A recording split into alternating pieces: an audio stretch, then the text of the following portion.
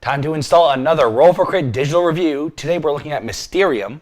Yep. Once again from Asmodee Games. That's right. Mysterium, both the Steam and Android versions, although they're largely the same exact thing.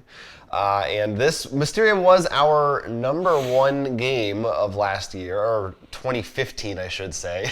Yes. And it is a party game. If you're not familiar with it, it's sort of like Dixit, where it's a cooperative thing. You're all working together to try to figure out what these cards mean. They're clues given to you. You're trying to figure out what do they apply to that's in your field. Very open to interpretation. Very, very much like a Rorschach test kind of thing, where there are many different ways to interpret the cards, which makes it, when they first announced this app, it seemed like a strange, potentially challenging Side thing. note, Yeah. Mysterium expansion, it's literally just Rorschach cards. Yeah, that would be a good expansion. But it is here. It is here now, and it has an online mode as well as solo modes and a story mode, which is interesting. We both played it. You tried the Steam version. I played more of the mobile version, but they're pretty much the same thing. So, of all the board game apps that we've played so far, I think this is definitely the hardest one to translate to an app, because the game itself is so dependent on communication between the players, and there's always a lot of pointing to cards, and I think this one is that one. And being able to look around the room and see, especially if you're playing with more than 2 or 3 people, seeing everybody's positions and what they're doing exactly. And I think the app tries to get those things right, but it doesn't quite get there, in my opinion. It's pretty close. Like, the presentation is very nice, but there's no voice chat option right now. There is text chat, and in my opinion, it's very hard. Strictly speaking about online right now, we'll get to story mode in a second. To discuss these things, it makes it feel much more like a solo game, and you're really just kind of like, well, I hope my opponents get it right. Whereas in the physical version, you're really helping each other out a lot more. This is maybe just more for me, but Mysterium falls into the kind of games, it's a good, much better version, it's the best of them.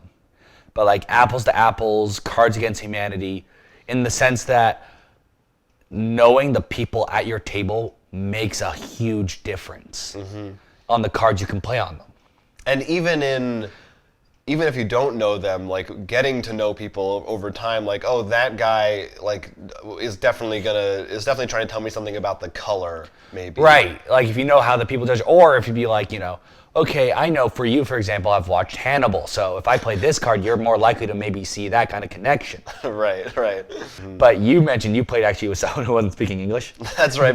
One of my games was with, well, they did speak English, but at first they introduced themselves with French, and then they kind of, there were a few translation, but it was almost like there was so little talking. What would happen is I would make my choices, and then the other guy would be like, yeah, I think you're right. Or maybe this card, and I would be like, maybe you're right. But they're just, also, especially playing on the phone. Like, if you have a keyboard, it's a little better to be able to type.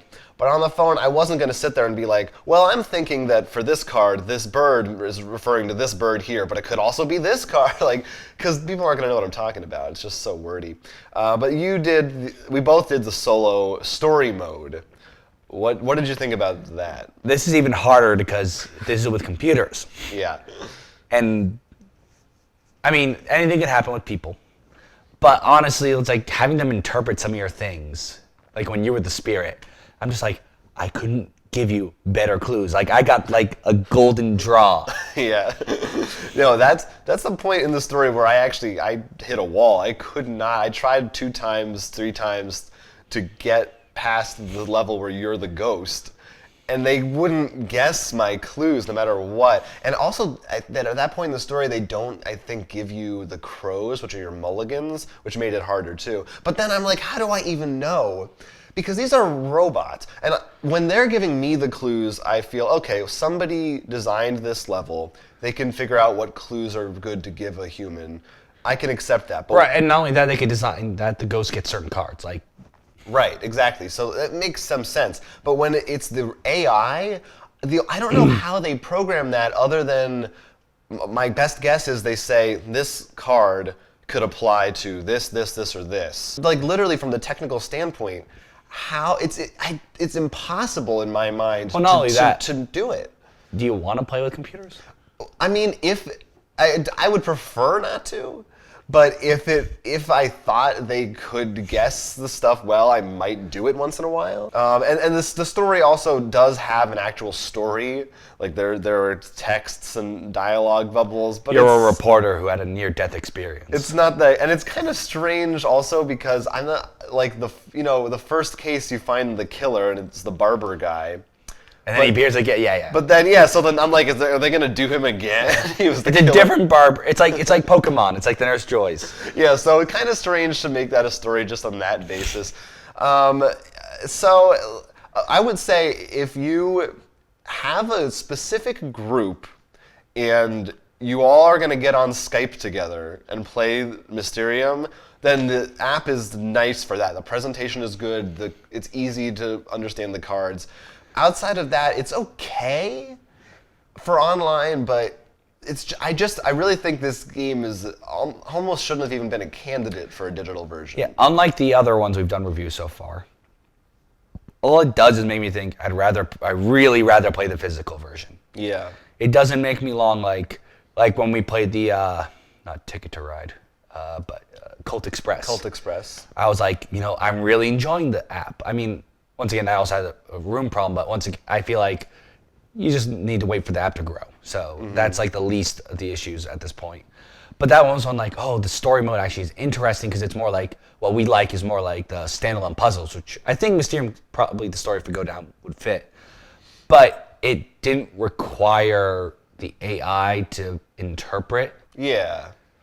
So I think it works a lot better. This just doesn't make sense with AI. And that one actually had little comic stories, which is sort of cool to unlock. Yeah, I thought the stories were actually a lot more interesting and unique in that. Yeah, not just text. I do one other note that's not Mysterium related, but it is Asmodee online app related. When I first tried to log in, I couldn't remember my password. And on the phone version, there is no forgot password option. And I tried all my passwords, and then I went into my email to try and search to make sure I had the right account name, because I wasn't even sure about that. And I couldn't find it because the emails are under Days of Wonder, even though in the app it says your Asmodee online name. It's all through Days of Wonder's site, even like your account details if you go online and into it. So that could use some work as well. And you can't invite friends to games either. There's no specific friend setup, at least that we saw. Why have that when there's only 6 people in the lobby? Yeah, true. So it could use some work. I mean, the production value is there, but overall, we recommend you play real Mysterium over this. Well, there's one other thing I think that they should look into as well.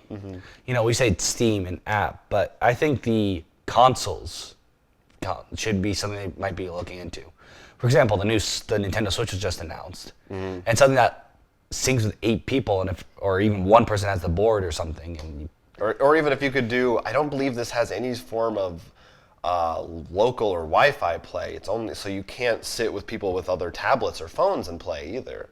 It was kind of a bummer. Honestly, even just voice chat would take this from like a 5 out of 10 to a 7 out of 10 for me. Like that's the bare minimum that I can't believe they don't have in the game. At any rate, it is Mysterium. You can just check it out for yourself. It's $9.99 on Steam, $6.99 on mobile. And I don't know, if you love Mysterium, it might be something that you want to try. Once again, if you have a good group of friends with Skype, then yeah, this is a very good pick. Yeah, I would say so. Check it out. Otherwise, you can let us know how you feel about the game by leaving a comment here on YouTube, or you can find us on Twitter and social media. We've got our links around. Or check out more reviews of this one and buy the physical copy of Mysterium, if you like, on our website, rollforcrit.com. It's really, really good, and please subscribe and watch more of our stuff. Until next time, I'm Jonathan Estes. And I'm O'Keeler, and this has been a Roll for Crit digital review.